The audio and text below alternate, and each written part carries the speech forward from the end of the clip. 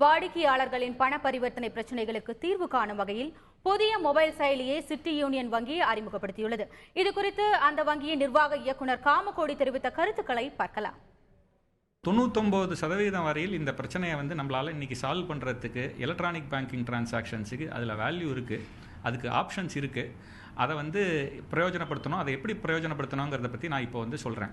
எங்கள் city union வங்கியில் mobile banking wallet அப்படின்னு சொல்லி ஒரு ஆப் இருக்குது. இது ஆண்ட்ராய்டுலேயும் இருக்குது. நீங்கள் ப்ளே ஸ்டோருக்கு போனீங்கன்னா இதை டவுன்லோட் பண்ணிக்கலாம். இதில் CUBM வேலெட் அப்படிங்கிற ஒரு ஆப்பு. அதேமாதிரி இதை iOS ஆப்பிள்லேயும் இருக்குது. பாக்கி இருக்கிற மைக்ரோசாஃப்ட் எல்லா பிளாட்ஃபார்ம்லேயும் இந்த ஆப் இருக்குது. இந்த ஆப்பை டவுன்லோடு பண்ணி இன்ஸ்டால் பண்ணிக்கலாம். இதை இன்ஸ்டால் பண்ணினாக்க இதில் 10,000 ரூபா வரையில் இதில் யார் யார்கிட்டெல்லாம் கார்டு இருக்கோ, அதாவது இதில் பேசிக்கலி இந்த ஆப்பை யூஸ் பண்ணுறதுக்கு சிட்டி யூனியன் வங்கியோட வாடிக்கையாளராக இருக்கணுங்கிற அவசியம் இல்லை. யார் வேணாலும் ஒரு மொபைல் ஃபோன், ஸ்மார்ட் ஃபோன் வச்சுட்டு இருக்கிறவங்க இதை உபயோகப்படுத்திக்கலாம். ஒரே கண்டிஷன், அவங்கள்ட்ட டெபிட் கார்டு இருக்கணும். இன்றைக்கி டெபிட் கார்டு இல்லாதவங்களே யாரும் அநேகமாக 99% கிடையாது. அவங்க சிம்பிளாக அந்த வேலெட்லேருந்து, அந்த டெபிட் கார்டுலேருந்து 10,000 ரூபா வரையில் பணத்தை இந்த மொபைல் வேலெட்டுக்கு ட்ரான்ஸ்ஃபர் பண்ணிக்கலாம்.